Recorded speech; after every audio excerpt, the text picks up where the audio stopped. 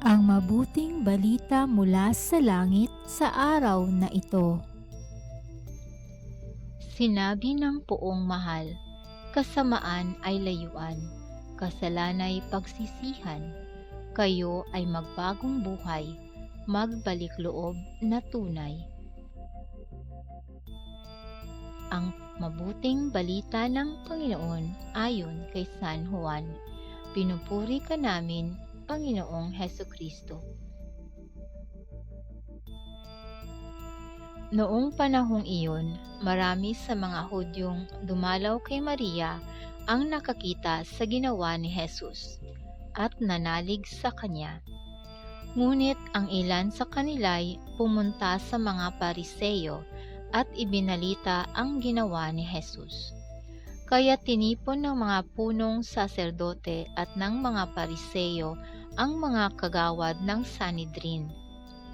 Ano ang gagawin natin? Wika nila. Gumagawa ng maraming kababalaghan ang taong ito. Kung siya'y pababayaan natin, mananampalataya sa kanya ang lahat. Paririto ang mga Romano at wawasakin ang templo at ang ating bansa. Ngunit isa sa kanila, si Caifas, ang pinakapunong saserdote noon, ay nagsabi ng ganito, "Ano ba kayo? Hindi ba ninyo naiisip na mas mabuti para sa atin na isang tao lamang ang mamatay alang-alang sa bayan, sa halip na mapahamak ang buong bansa?" Sinabi niya ito hindi sa ganang kanyang sarili lamang. Bilang pinakapunong saserdote ng panahong iyon, hinulaan niyang mamamatay si Jesus dahil sa bansa.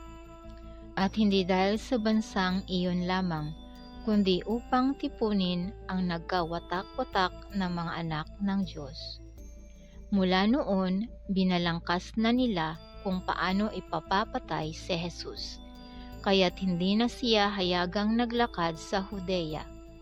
Sa halip, siya ay nagpunta sa Ephraim, isang bayang malapit sa ilang, at doon siya nanirahang kasama ng kanyang mga alagad.